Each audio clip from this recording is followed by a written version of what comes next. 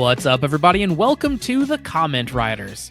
We are a Kamen Rider review podcast, and today on the show, we're going to talk about Kamen Rider Zeztz episode number 49. I'm your host, Josh Meek, the Uber Geek, and I'm joined, as always, by my good friend, Toby Tobes. How's it going, Toby? Josh, do you know what a fairy trap is? No. It sounds like a thing that you would put out at a Ren fair, though. So, I guess at some point, a big TikTok trend tied to a real thing. So there's fairy traps or fae traps, and it's basically like, it's a very enchanting spot in nature, like a ring of mushrooms, mossy stones, whatever, that basically are supposed to look like magical. And the whole lore behind them is it's a trap set by fairies, and if you go interrupt it, touch it, whatever, things happen to you, like time bends around you and all sorts of other nonsense. So the way that's presented now on TikTok a lot, or Instagram, whatever, it's usually like if you ever look at like a tree or a bush and there's like one leaf spinning like crazy, as in, like that's what people call like fairy traps now, because it's just like one leaf that shouldn't be blowing in the wind that's like spinning and blowing around for no reason. So to that point, the other day I was getting out of the car with the dog, a thing that we've probably done 1,000 times in our life together. He decided to, out of nowhere, sprint into the woods. I wasn't really paying attention, but by the time he ran in and ran back, he was pawing at his face and rolling on the concrete. And I realized he ran into I'm gonna call it like a pricker bush, but like when like the burrs get stuck on your clothes, like one of those kind of things. Yeah. Yep. He did it with his face. And because he's such a fluffy dog, he basically like sticker bushed his fur over his eye closed and started panicking. Oh man.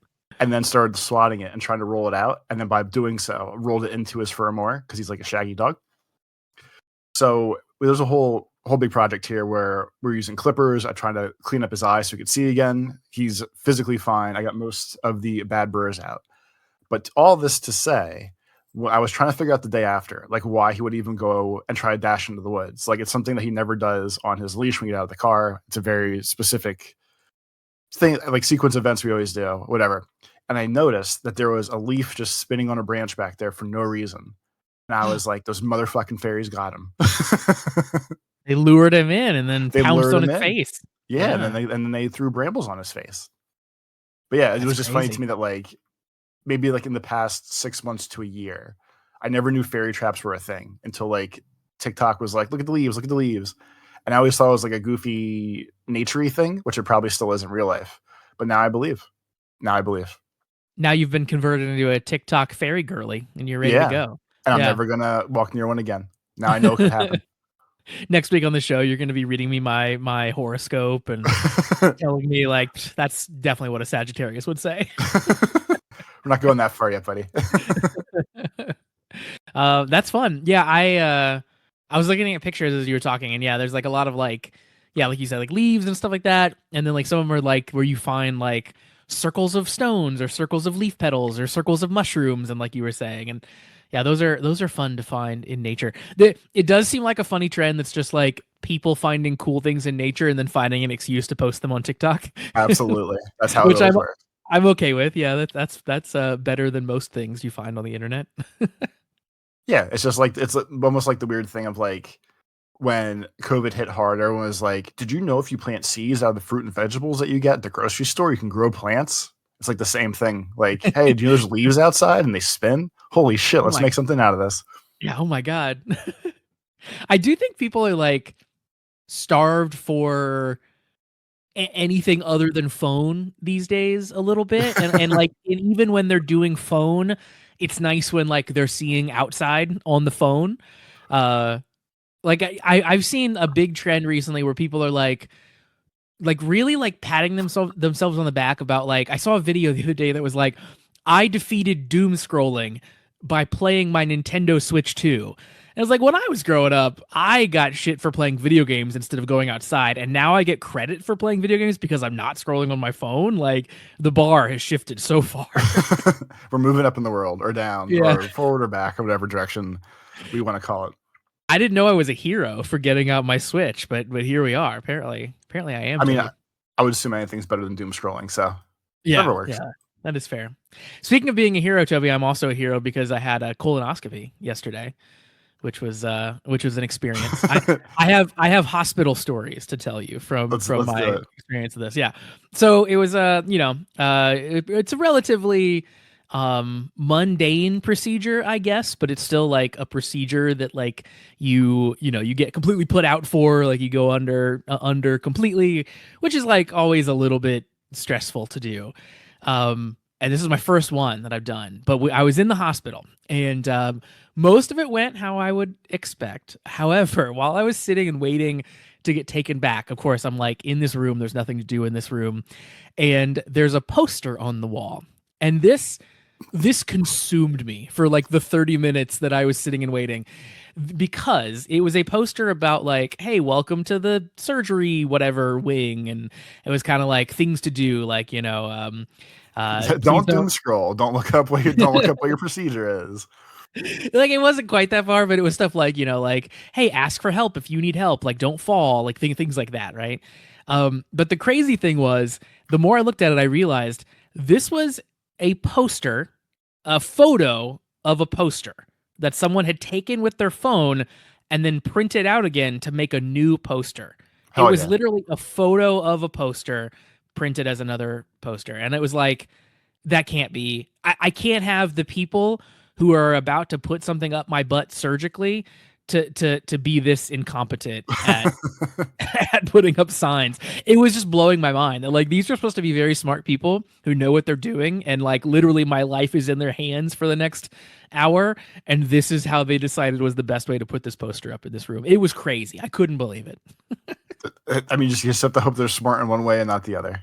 Yeah, and it worked out. So apparently they're okay with the actual, like procedure part, and not so much the, infographic part, I guess. It's like taking a photo of your computer screen to take a screenshot. Same vibe. It 100% was. It was like when you see on Reddit and someone like, yeah, just doesn't know how to do a screenshot on the computer and you judge them for it. It was that. It was like, oh my God, what are we doing here? And the funny thing was, I'm pretty sure they wanted to remove one word from the title of the poster. And the way that they removed it was by holding a pen over the original poster when they took the photo. So they just obscured the word so that it wasn't there anymore. To make it like legally nondescript, I would assume. I To don't get know. rid of the copyright. The way that I took it was like they changed the name of sort of the surgery wing, so like it wasn't the exact name anymore, and then they took off the second word, whatever that was, and just left surgery. Gotcha. So like it didn't seem super necessary, but again, the more you look at it, was just like the more I became astounded that this is what had happened. Also, to get back to this area, I had to walk through these big, huge double doors, and there was a very prominent red sign on the doors that were indicating that the doors were fireproof. Okay. But the wording on the sign said fire and or smoke barrier. And it's like, it's just both. It's not and or. It's just and. Like, there's never a scenario. There's never a scenario where it's like, we just handled the smoke, the fire went right through. That'd be cool for like with the tech where it could just switch. Like if there's too much smoke, it changes the smoke mode, but then it can't handle the fire at the same time. You never know. Yeah, you never know. I guess so. Also, the actual like procedure was in a room like so tiny that the hospital bed would only fit in like one direction. So like they had to like back me in, and then there was no room to maneuver. It was like they put me in like a closet basically, and this is where the actual thing went down. It was quite the experience. Yeah, it was certainly fun. So like, did you at least stay like fell asleep in a bed and then woke up in a bed? Yeah. So I guess this is how it probably works most of the time. But yeah, how it worked for me was like they put me in a bed in what would become the recovery room, and then wheeled me from there in that bed to the OR, did the procedure, and then wheeled me back to the recovery room. So I was awake while they took me to the procedure room, and then like got knocked out pretty instantly in there, and then woke back up in the room that I started in, basically. Yeah, gotcha. So like when I had my wisdom teeth taken out, I was knocked out, and my travel was basically sit in a very fancy dentist chair go to sleep, and then I woke up in a bed in a recovery room. And the logistics of how I got into the chair, into the bed, still, I mean, obviously, I would assume multiple people helped me, or like threw me in a wheelchair, threw me in the bed, and rolled me out or something. But I was not aware that was going to be the loop of the situation. So coming out of like knockout gas haze and being in a completely different area and done with something is kind of wild. It is weird, yeah. Like, in my head, like, there was literally no time gap, right? Like, when you Yeah. sleep, you wake up in the morning and you kind of feel like time passed, and when you're in my experience, at least, when you're knocked out, medically for one of these things, it's as if no time passed. So it's like, I remember them, like, I'm in the OR, like, the IV's in, they're, making sure that, like, my oxygen's on, all that stuff. And then the very next thing I remember, literally a second later, is like my eyes opening and the nurse being beside me. It's like, yeah, like crazy. And like an hour passed, right? Like it's a crazy thing to experience. Absolutely. But yeah, everyone out there, I'm not quite the age yet where you have to start getting these things, but so I was lucky enough, Toby. I had to get one a little early. How exciting. Yeah, it's always something fun with me. But yeah, it was all looking okay so far, but it was certainly a fun way to spend a Monday afternoon. I'll say that much. There you go. All that matters. Being an adult, always fun. Right? Exactly. I was joking. So like historically in my lifetime, there was probably like, I don't know, a decade and a half where like I kind of avoided the doctor, didn't really go to the doctor super often, figured like, yeah, things are mostly fine. And then I'll say maybe in the past, I don't know, 6, 7 years, I've been much better about like going to the doctor, keeping up with things, like getting on, medication if I need to be on medication, things like that, right? Like, I've been much more like cognizant of my health, probably in the past like 6 or so years, and it's only made me suffer. It's only sucked, right? Only bad things have come of it. Yeah, that's basically like, how it works. Like no matter yep. what, like you're like the whole, like it's good to go for everybody in general. It's good to go Mhm. and keep up with what's going on. But like you're actively asking someone to find a problem. Yeah. So usually by the time, like when you're going, you're saying like, please find something wrong to make me have to worry about it. So it's like Yeah. it's definitely a win-lose situation. That was precisely like why I didn't want to go for a long time, because I was under the clearly incorrect feeling that like I'd rather not know if there's something wrong, which is like that's not a way to like preserve life, right? That's not a great attitude, but like it definitely is an easy attitude to have. But yeah, everyone should go to the doctor and suffer like me and have to get procedures and live longer and those sorts of things. Yeah. Exactly. Also went to the state fair this week. Have I told you about my distaste for fairs, Toby? You might have, but go ahead. Fairs suck. That's really all it is. Fairs are tons of walking. Usually it's super hot because they always have them in the summer. The food is good, but like how many fried Twinkies can you eat in a day before you're over that? I don't really like rides of any kind. Yeah, there's just not much for me at the fair. But my wife, again, in hilarious irony, loves the fair. It's one of her favorite things. So I usually end up having to go to the fair at least once every year. Yeah. So yeah, we went to the old fair, but there was a State Farm booth at the fair, not sponsored. And we got there super early, so there was no line, and they were letting you make a hat. So you got to pick out what hat you wanted, and then you got to pick 3 patches to put on the hat.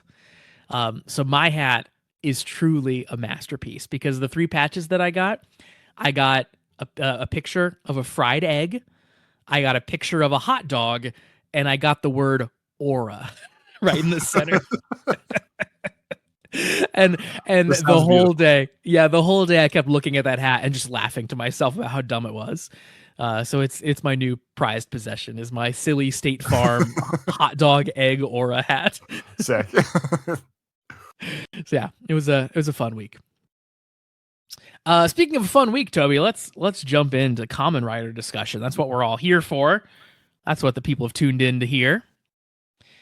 And this is the penultimate episode here of Kamen Rider Zeztz, and a lot happens. Of course, the big ending last time around was that Nem sacrificed herself, erased herself from existence to also erase the Oblivion Nightmare from existence as well, saving the world. However, Baku would not stand for that. He thought that losing Nem, losing one person, was a failure, wasn't worth world peace if Nem couldn't exist. So that was kind of the focus here of this episode. Nox opens by trying to tell Baku that, you just got to accept it. Nem's gone. Baku, of course, refuses to accept it and runs into the lake for some reason. I didn't really understand why they were underwater for part of this episode, but it was a cool visual. See, I don't think it was, because him jumping in and swimming and searching, I was like, okay, whatever. I don't know why we're doing the Baku just searches through the world thing again. I mean, I vaguely get it, but this is the same thing we did the last time she was lost. It was interesting that he just could open his little fancy door without spinning up the dial. And I always assumed like he had to ride the bike out the window, but this time he just ran out. But with the lake itself and the conversations and the things happening, quote unquote, in the lake, it really seemed like they shot it like in one of those aquariums where you can walk through the giant tunnels like you're under the water, but you're not. And then they obviously just did like green screen projection of underwater on the walls. And I recognize there's not a better way to do this necessarily if they're going to have full conversations and talk and everything. It just kind of like, to me, just like a bonus silly thing of like, it's never been so plain that they're just standing in front of a screen speaking as I feel like this moment specifically right now. Oh, 100%. Like I liked the visual of him like diving into the water. I thought that looked genuinely pretty cool. But yeah, once he's actually down there, there's like one specific shot where he's standing in front of the lady, and the angle at which they're shooting them is completely different than the angle at which the background video was shot. So it literally just looks like they're in front of a video screen or something. Like it's completely disjointed.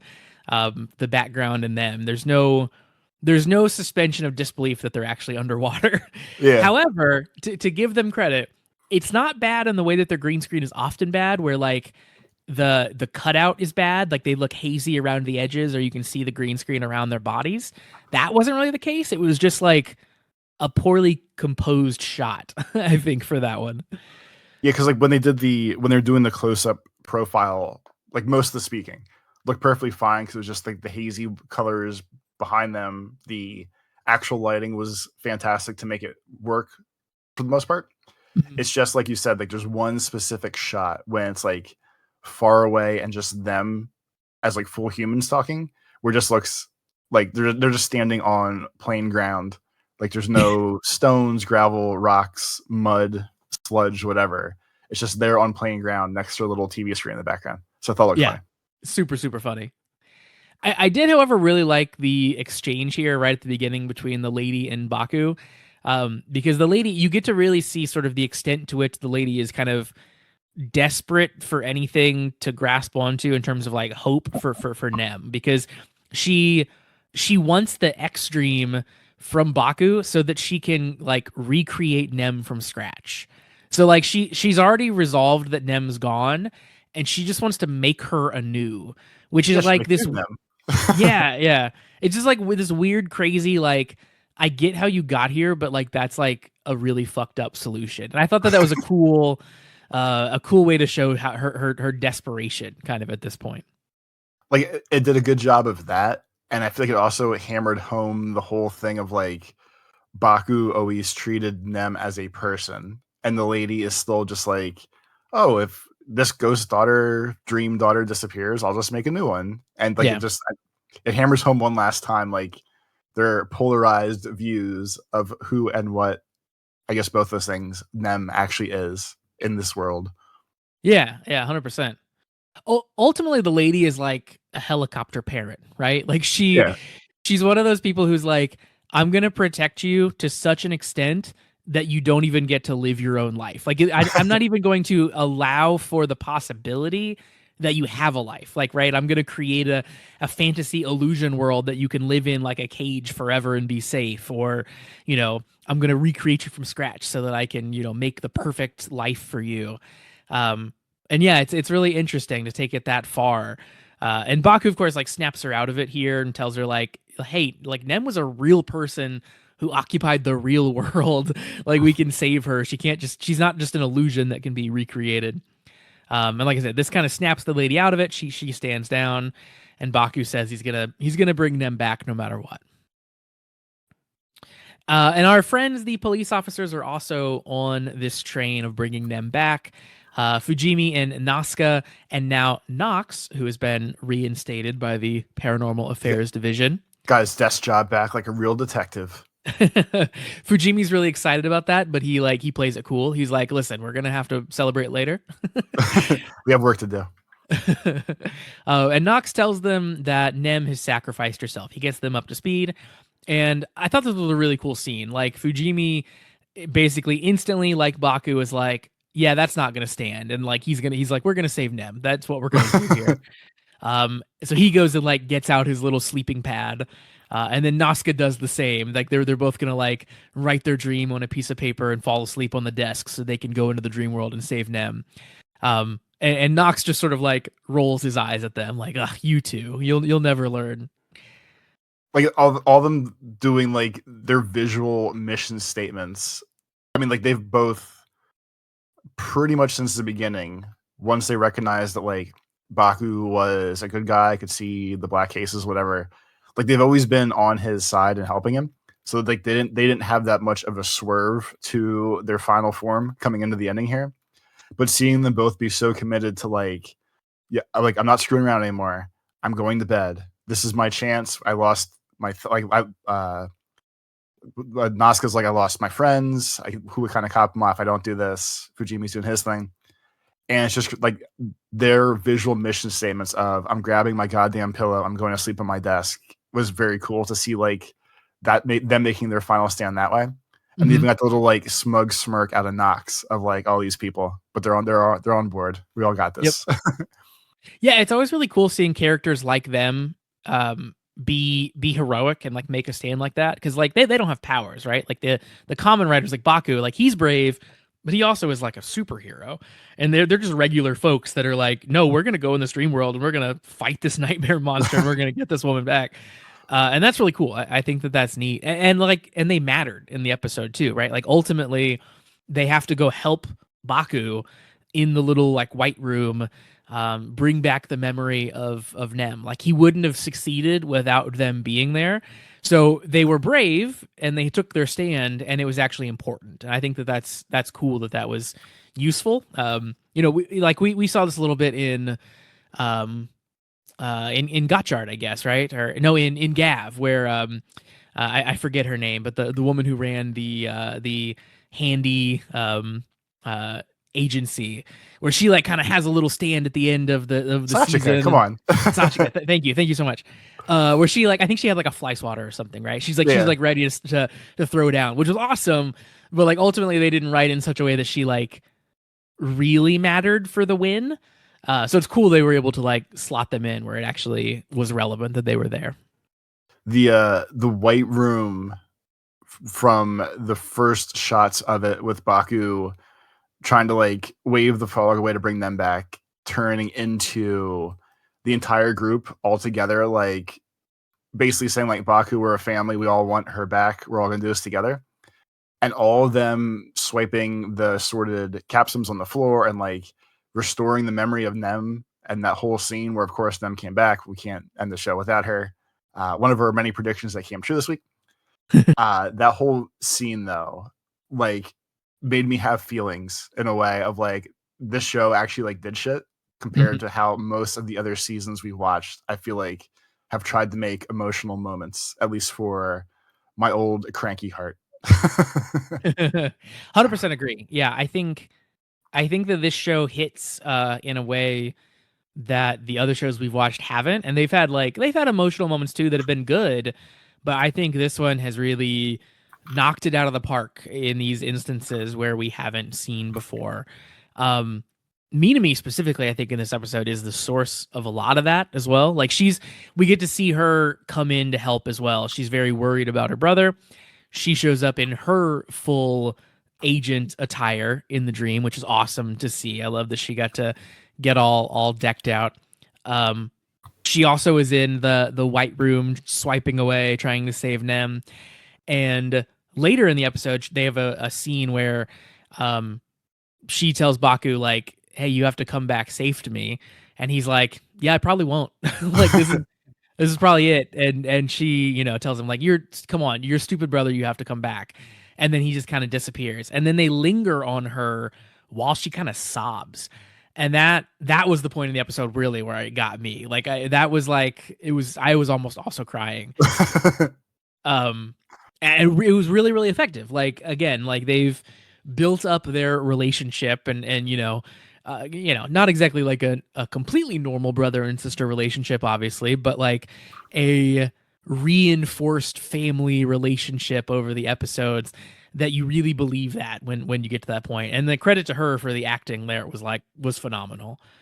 So yeah, I agree 100%. I think all of the emotional beats hit really hard in this episode for sure. And of course, yeah, when they do all their swiping in the white room, and then Nem finally reappears, and they do the big group hug. Holy crap! Yeah, that was the good moment. And then I thought about it, and I know Nem was a little more convinced in a different direction of what she wanted the future to be. But I was thinking about it, and them bringing her back is very The Last of Us, where like Joel decides for Ellie what future Ellie's gonna have, even though Ellie had her own plan. And I thought Baku might have taken away all of Nem's agency.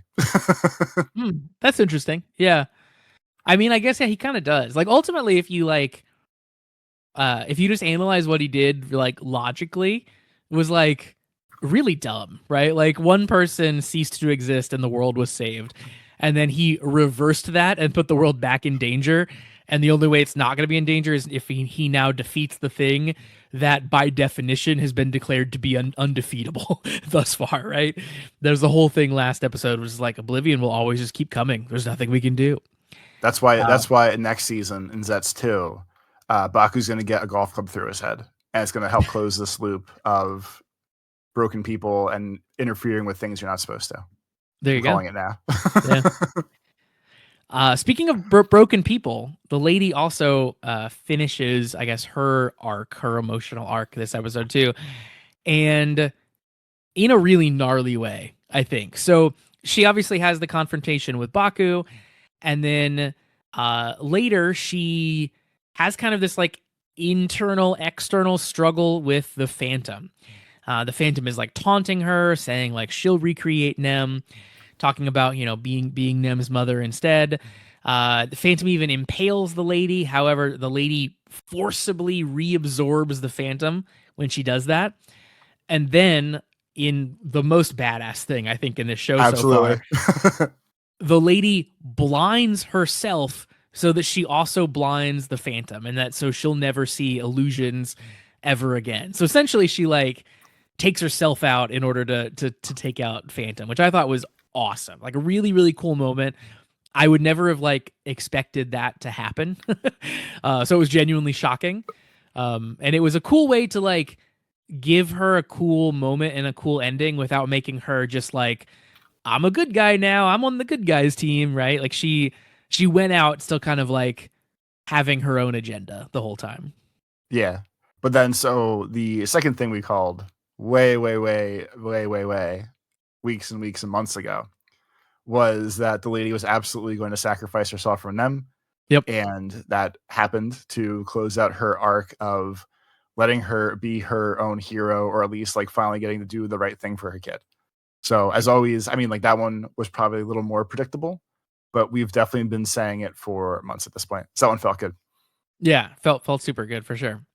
And yeah, her whole thing, of course, the whole time was like doing anything to save Nem. There were times where it was completely misguided, but finally at the end, like she does the actual right thing to protect Nem, the ultimate sacrifice, So yeah, super, super cool stuff.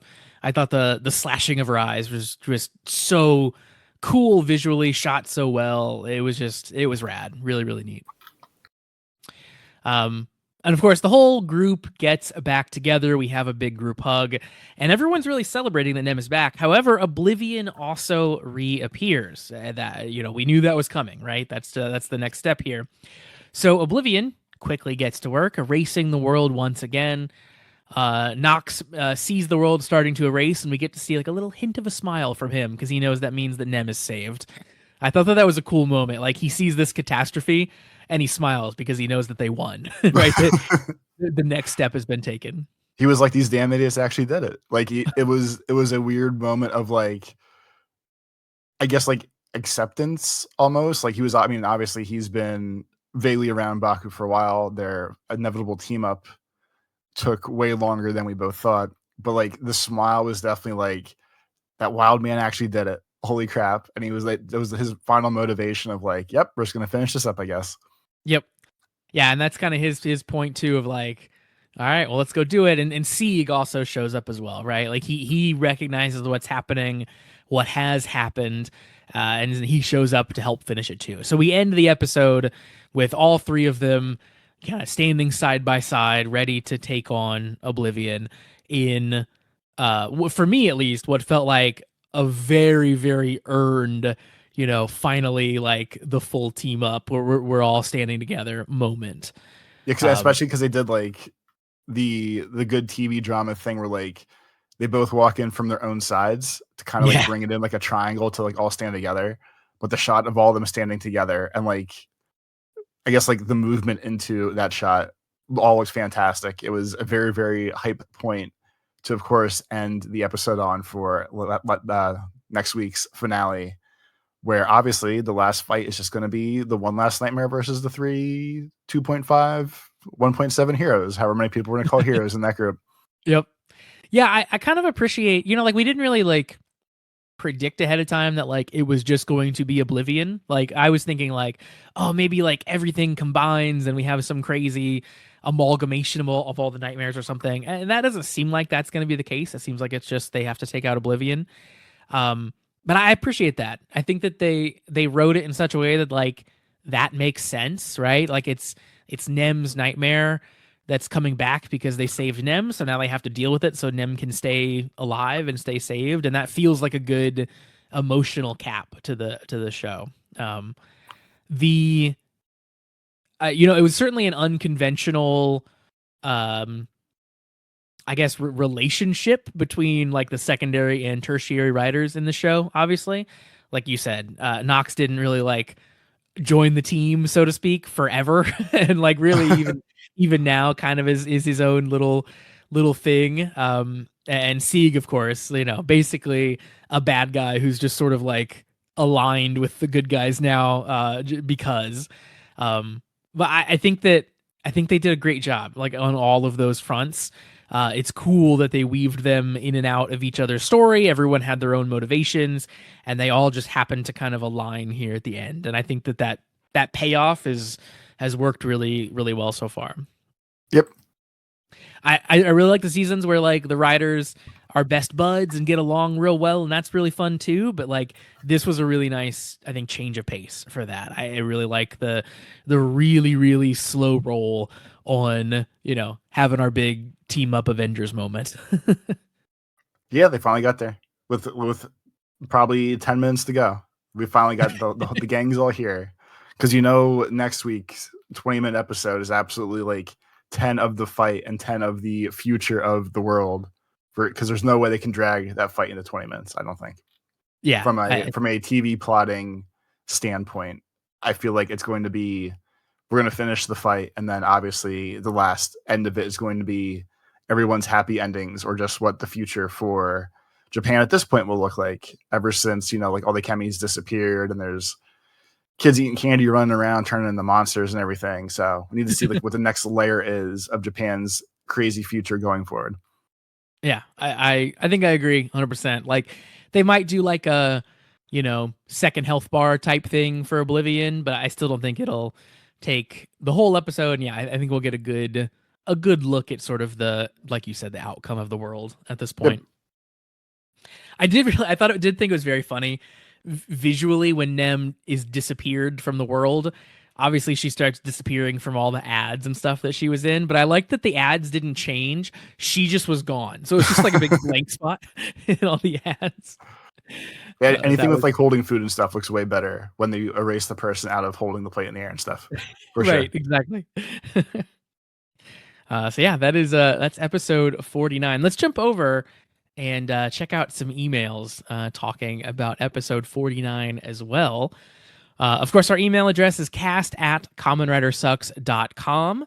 Once again, that is cast@kamenridersucks.com, which is now finally in the description of the podcast that you are listening to as of last week.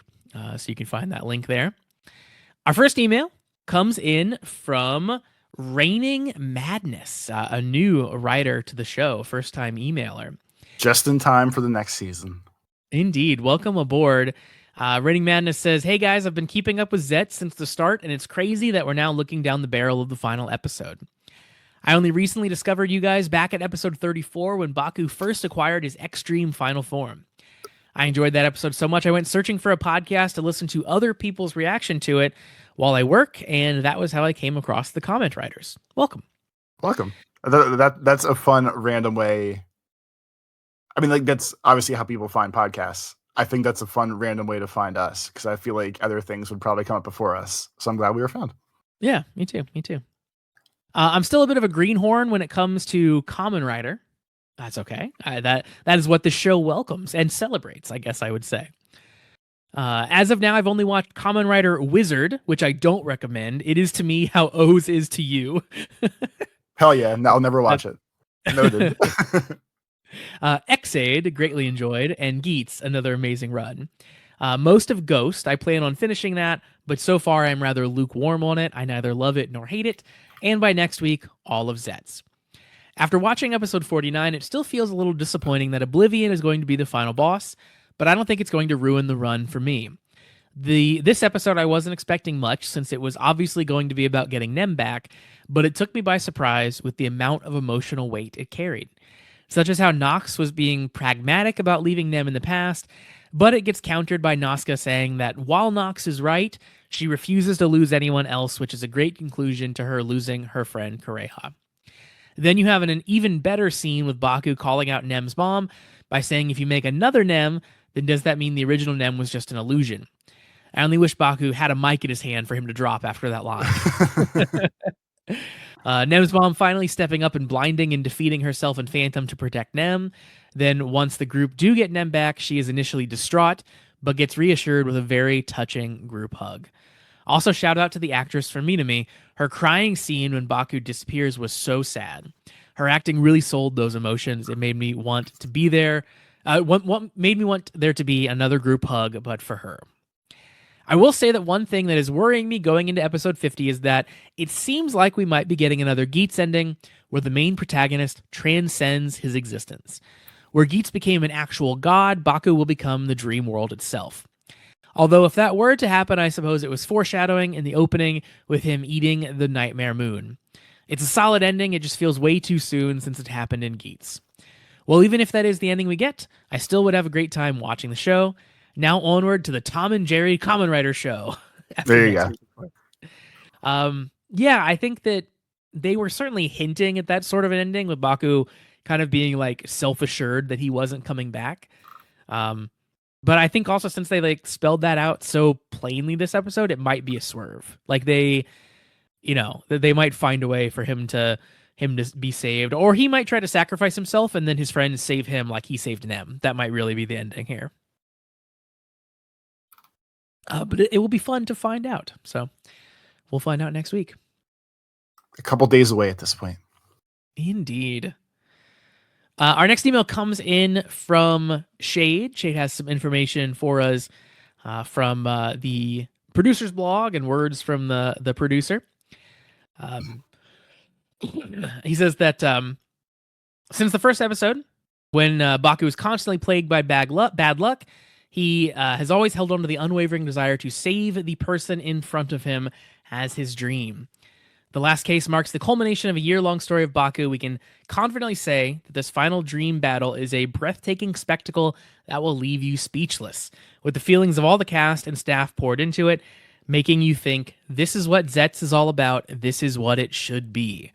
That's what lead producer Hideaki Yanaka said. That reminds me that they stopped doing the bad luck thing very early into the season. That was the whole Passover gimmick, where he was like, bad things just happen to me when I help people. And they stopped that pretty early, and that was a good reminder. Yeah, I mean, that was all tied to Zero, right? Ultimately, like, bad things were happening to Baku because they were the opposite of Zero's dream of Baku becoming a hero. Sure. I'm not going to try to reflect back. We can keep talking. That just reminded me of that was supposed to be a thing at one point. Or was the thing at one point. So like they definitely, like, it went away for a long time, and then they kind of brought it back to sort of address it, like around the Zero, being dead stuff. But yeah, like it ended up being not a huge part of the show, which is the opposite of what it seemed like it would be from the initial kind of cameo appearance. Continuing on with the quotes, Baku, a former ordinary, good-natured young man who, despite suffering nightmare misfortunes in reality, fulfilled his dreams inside his dreams and eventually made them a reality. Knox, a former agent who, despite possessing a strong sense of duty, experienced unbearable nightmares and was trapped in darkness, yet never lost his heart to protect the weak. And then a description of Sieg, a former criminal sentenced to 1,000 years in prison who cursed his nightmarish life and continued to punish himself even to the point of becoming one with nightmares. Reality doesn't always work out like a dream. Not everything goes smoothly. Even so, the Kamen Riders dream with free hearts. They transform, drawing strength from the feelings of their comrades, their own beliefs, and new encounters. Now let's dream together with Baku. As long as you believe in your dreams, Kamen Rider Zeztz will surely overcome nightmares. And that is from producer Yosuke Minato. Then we get into some details from the case file for this episode. Some good behind-the-scenes photos of the White Room and the police headquarters with all the boxes and stuff like that. And Shade says, Baku and the gang don't accept that Nem is gone, all except for Knox. He still kind of sucks a bit. No, he earned his timeline. Shade says, here we learn the police duo has picked up a little bit of lucid dreaming. If the show was about anything else, this would feel like such an ass pull. But this is Zeztz, a show about dreams, and lucid dreaming is a legit thing that regular people can learn with enough effort. Baku also ran into the lady and had another talk with her underwater. The background kind of looks like a Windows screensaver. There you go. There's another good reference. But I still find this to be a really nice looking scene. Windows screensaver is a great pull here. Yeah. Next up, we get to see a pretty crazy scene with Phantom and the lady. The lady blinds herself, of course. We talked about that a second ago. Shade says this is definitely not the ending I had in mind for her, but it is a good conclusion for her character. At the end, she snapped out of the nightmare's control and went out on her own terms to end Phantom and leave Nem's safety to Baku. I personally consider Zero's actor to be the best actor of the show, but I think she's a very close second. Her performance in this scene was very powerful, and even the voice actress who dubs Phantom was shocked at how good the scene was. And then we get to the emotional high point of the series itself, the big group hug. Shade says the entire scene made me speechless. Nem's been the emotional core of the show ever since the beginning, and this was such a great conclusion to her character. She spent the entire series telling herself just to be satisfied with living her life in her dreams, thinking she can't have the life because of the circumstances of her existence, and now she has people to reassure her that the world is a better place with her in it, using the memories they all made together. Just chef's kiss. This is one of my favorite parts about Zeztz. The overall message of the show is a relatively simple one. It's just, if you don't give up on your dreams, they'll come true. But the way the show executes the premise is what really made it special. Thanks to the dream theme, the characters are literally facing the physical manifestation of their fears, anxiety, and hardships. Combined that with the action-packed secret spy movie theme created such a unique, strong style for the show and its stories. But of course, Oblivion is back as well. In the grand scheme of things, it was pretty irresponsible of Baku to bring back Nem and Oblivion, but as long as he defeats Oblivion, everything will go back to normal. And then Shade goes on to say, this would usually be the part where I share some news and tidbits. but instead wants to bring up a different topic instead. I've been seeing a lot of people discuss the story and characters of Zeztz, but I haven't seen anyone discuss the other aspects of the show: action, direction, soundtrack design, etc., which is a shame because I find that there's a lot to talk about. So Shade says, first off, the direction. Most of the show's directorial choices were decided by director Kama Horiuchi. He's often very ambitious and stylish about his shows, and I think his style really complemented Zeztz. Ever since the start, he set off a really high standard for the style and visual of the series, and thanks to that, the show has been consistently stunning from beginning to end. Everything from the trippy, dreamlike sequences and visuals to the action-packed secret agent action scenes. It feels like such a step up in terms of production, even compared to all the previous Rider series, in my opinion. How do you feel about that? Do you think it is a step up in like production, like style and visual elements? I think like for most of it, yes. I just think I guess like two separate thoughts. Yes, a lot of the style and stuff I feel like is better than the way more kiddie stuff that has been the past couple season, like Bright Ass Gab specifically. Yeah. I think the unfair comparison is that this was obviously supposed to be very adult secret agency made for not just Japan. And I feel like that also kind of tweaks and swerves the way that it had to look to do that.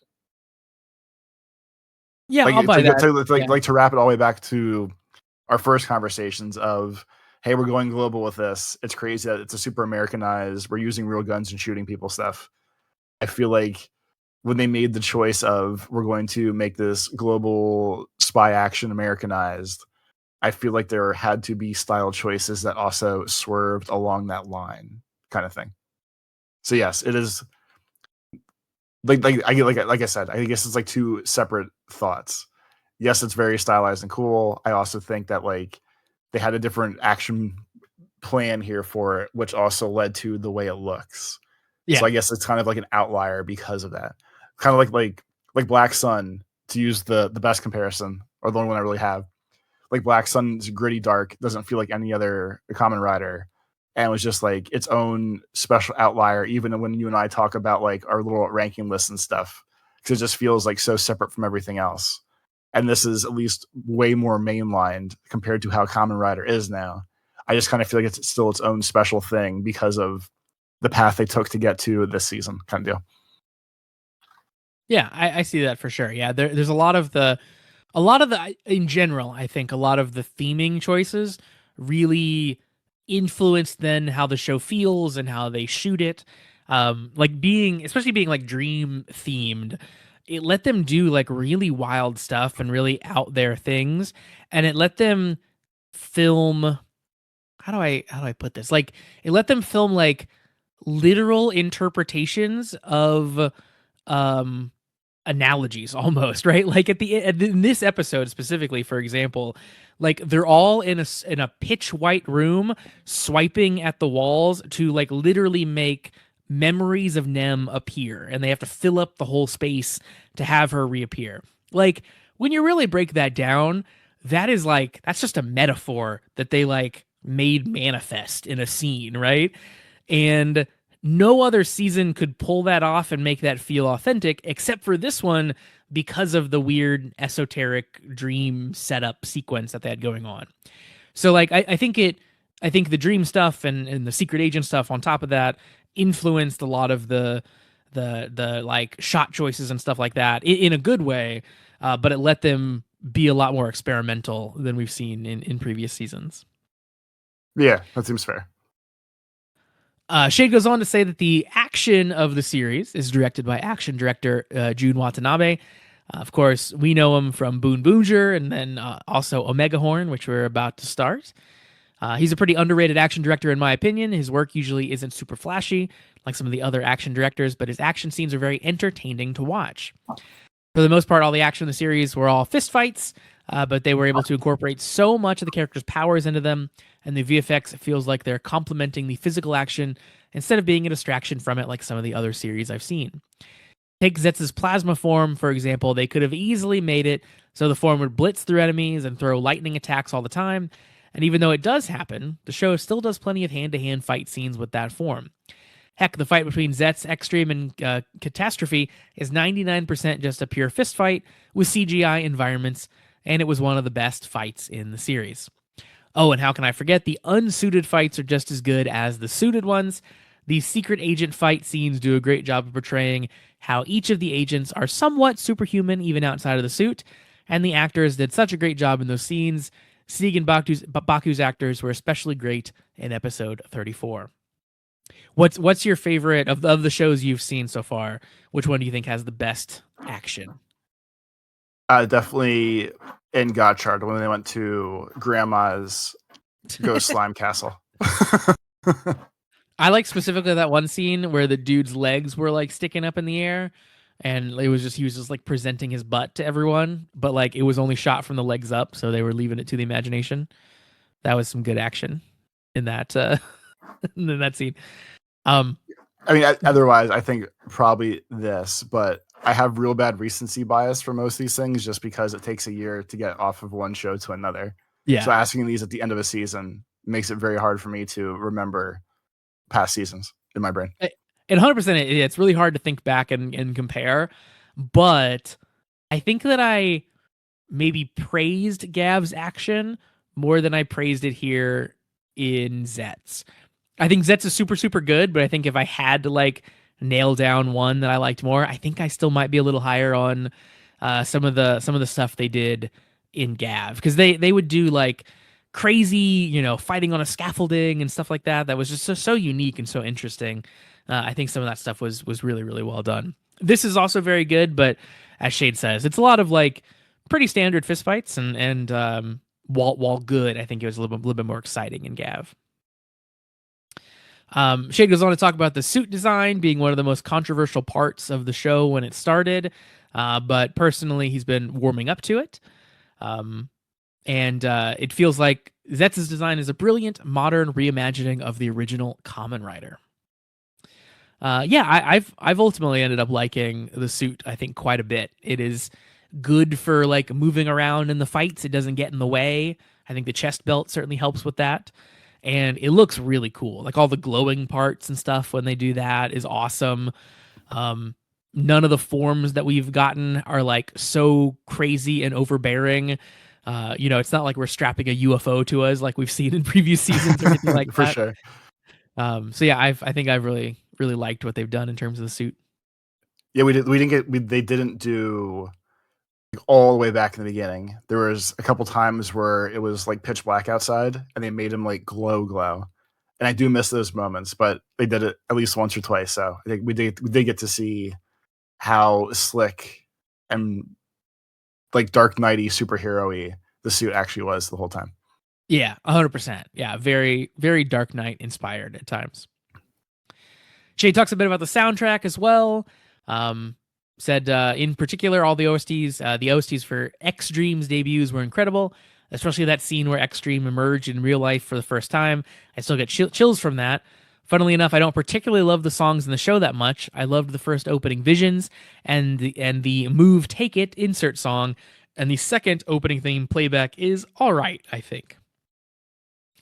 Another thing I just remembered, I love the sets and locations for the show. The Zeztz room has so much detail in it, and I like how we get to see almost all of that room put to use. From the table, the uniform wardrobe, the table up top, the gotch machines, the small tool shed, the door that can lead to literally anywhere. We know every corner of that room, and every one of those corners were memorable. Well, to me at least. I don't know about you guys. By the way, to this day, I don't know if the set for Baku's room is connected to the Zeztz room set or not.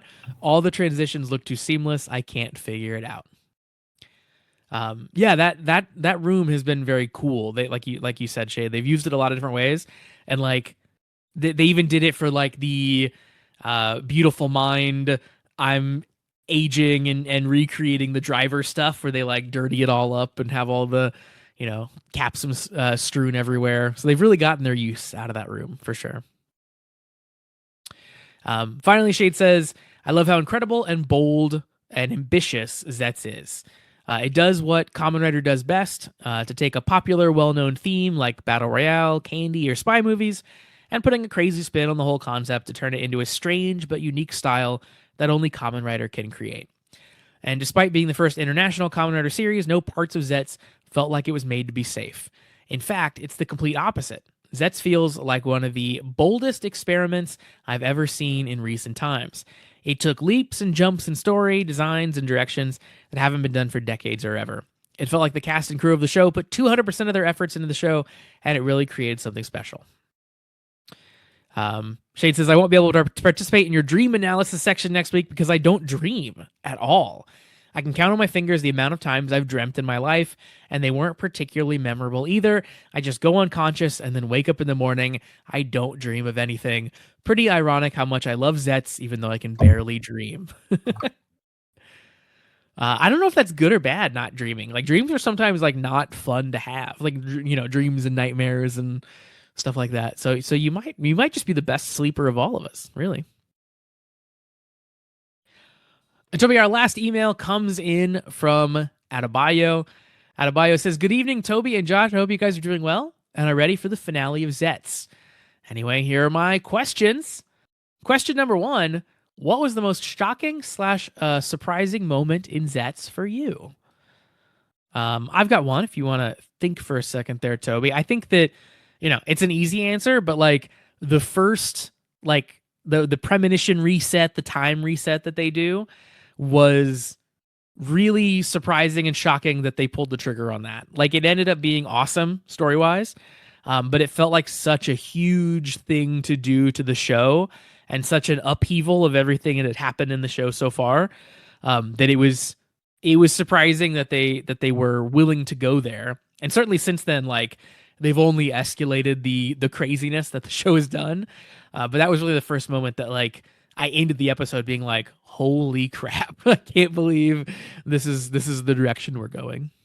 I mean, that I feel like that's like number one with the bullet for this show. So I really don't have anything different to add other than obviously the things you just said, because that would also be my answer, where it was like absolutely crazy. It was episode 24, I think. Because it was like the whole day, 24 hours, Yes. blah, blah, blah.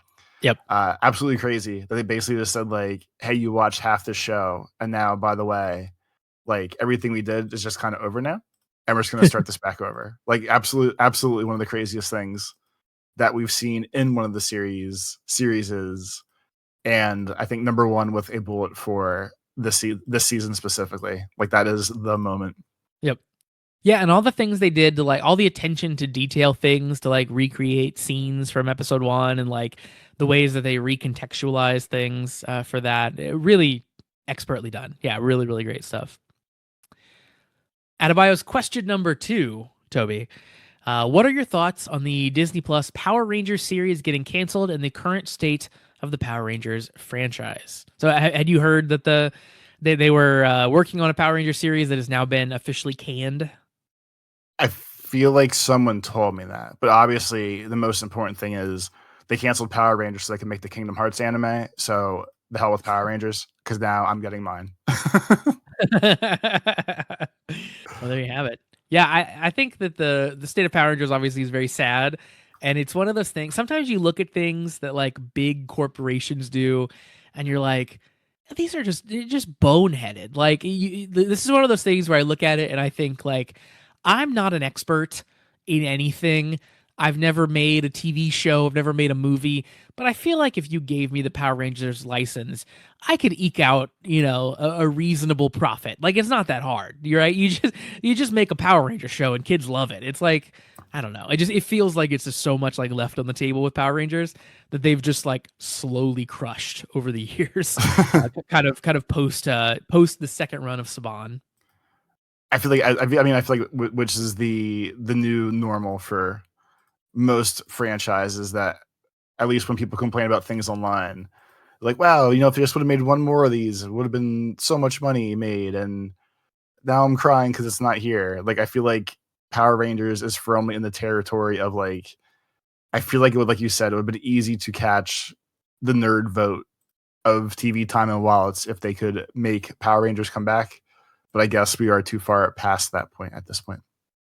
Yeah, I think at this point it's like, I think the name obviously still has value to them from, like, a nostalgia standpoint. I think that people our age and older will, like, always show up to buy whatever stupid expensive Mighty Morphin thing that they crap out.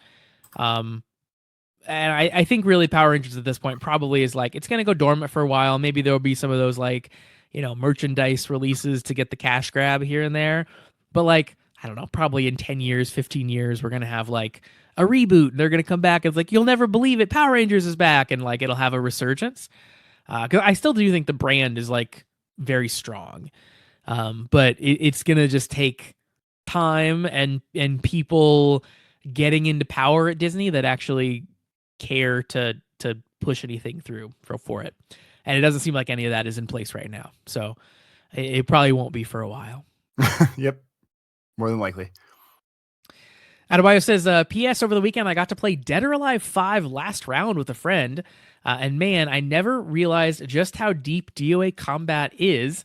It was really fun to learn the game, and it honestly makes me want Virtua Fighter Crossroads to do extremely well because if you ask me, Tekken has it way too good for too long to destroy their monopoly on the 3D fighter space. Have you seen any of Virtua Fighter Crossroads, Toby? No, Like I stay away from the crazy fighting games. This one, you and your kind. You just stay over in your lane. I'll stay in mine. No, I'm gonna force you to watch a trailer for this at some point because it's the most like realistic looking fighting game that I've ever seen, and they're doing a whole like open world story mode for it. So it's almost like GTA, but then like you cut out to like fighting game fights instead of just punching people on the streets. So like, yeah, the story mode, like the single player content seems awesome. Even if you're not like, I'm going to get into this competitively and I'm going to be amazing at it and I'm going to go to locals or whatever, the game seems like it'll be worth your time even without that. And yeah, the actual like the fighting and the animations and everything about the game looks like they are like a whole different level than some of the stuff we're seeing today in terms of fighting games. So I'm really excited for Crossroads. And in general, I think I like Virtua Fighter more than Tekken. I think Tekken's good, but I like the like slightly slower, more deliberate, fights that the Virtua Fighter has. So I'm pumped for this game. It is definitely the fighting game on the horizon that I'm like most excited to get my hands on and try out. And it's mostly for like the single player stuff. Yeah. To be honest, yeah. So yeah, that's gonna be a good one. That is our last email. Once again, cast@KamenRiderSucks.com is the email address, cast@KamenRiderSucks.com, and that's linked in the description as well. And of course, a reminder, as mentioned a second ago, next week is the finale of Zeztz, and we want to hear your dreams. We're going to have a whole segment where we're going to analyze your dreams. I got a couple of those here this week that we'll save for next week as well. So if you have one, this is your last week to get it in before our recording next time around. So send those in to cast@KamenRiderSucks.com or message me on Discord or just get it to me in some way, and we'll have it included. Toby, people can also, speaking of the Discord, join up on the Patreon. You can find that over at patreon.com/thecommentwriters. And we put up a bunch of bonus content where we watch tokusatsu shows that we don't talk about here on the podcast week to week. We are watching through Live Man right now, which is an awesome 80s Sentai. If you want to check out some older stuff, the Patreon's where you could find that. And we are starting this week Omega Horn. Finally, we're going to see if the hype is real or if Project Red is a bust. We'll find out. And if you're curious on our thoughts, well, go check out the Patreon. Patreon.com/thecommentwriters. $3 get you access to that, or you can follow along for free because we'll post the first 3 episodes of Omega Horn so you can check it out for free and see if it's for you. You also get access to the Discord, and you can yell at us all week long for that. And then, of course, the show. Toby, what happened this week with the show that people should check out? I don't know what happens with the show. This is when I pitched you to tell them about the Twitter account that exists now. I wasn't 100% sure. So along with all the other places you can find us, we finally made a Twitter. It is not the Comment Writers on Twitter. It is just Comment Writers because there's one extra letter in the name that I couldn't figure out a good way to dumb it down or smarten it up or whatever direction that's supposed to go. More than likely, it will be the same stuff that's on our Blue Sky. It's just depending on what your social media of choice is, we want to have everything covered. So you can follow us at Comment Riders on Twitter as well. Yep. And you can follow the show at KamenRiderSucks.com on Blue Sky. You can follow me on Blue Sky at meek.lol. And Toby, where can they follow you? On Twitter, it's Life of Tobes. On YouTube, it's Tobes Plays. Right on. So yeah, again, that's going to wrap it up for us for this week. But thank you very much for joining us here for this penultimate episode of Zeztz. And we do hope you join us back next time. It'll be a big one to talk about the grand finale of Zeztz and see how the whole show wraps up. Was it good? Was it bad? Was it peak? We will find out. So until then, have a great week, everybody. Peace.